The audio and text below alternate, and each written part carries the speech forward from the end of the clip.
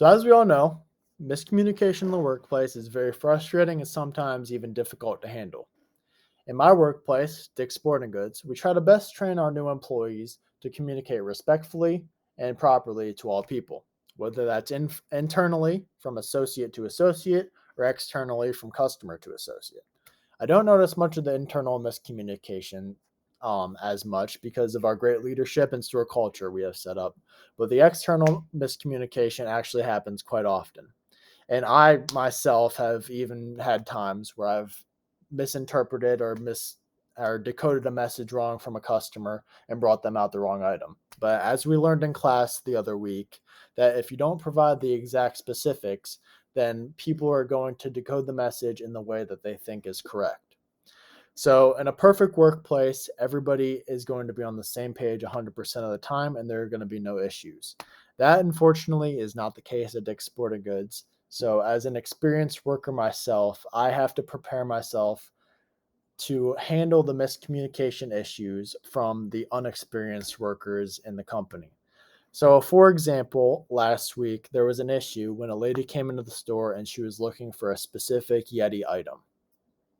And at our store, we have an ambassador position that basically guards the front door, and asks everybody who walks in how their day is going and if they need help finding an item and where the item is located, they'll point them in the right direction.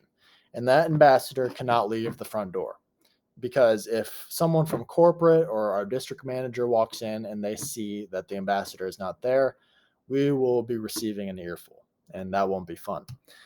So the lady came into the store. She was greeted by the ambassador, and she told her she needed a specific Yeti cup. And the ambassador did her job, pointed her in the correct direction of the Yeti section, and that is actually where the miscommunication was formed. So the lady went off on her own to look for the specific Yeti cup, and she felt like she was treated unfairly because the ambassador did not lead her and or did not follow her to help her find the cup, which the lady did not know that the ambassador had to stay up front at all times. So the lady found me, and she was ranting to me on how my poor workers at the front of the store were treating her unfairly. And as she was doing that, I felt like this was my time to shine.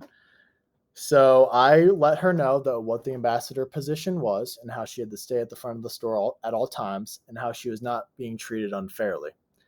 And the lady did not take that too lightly.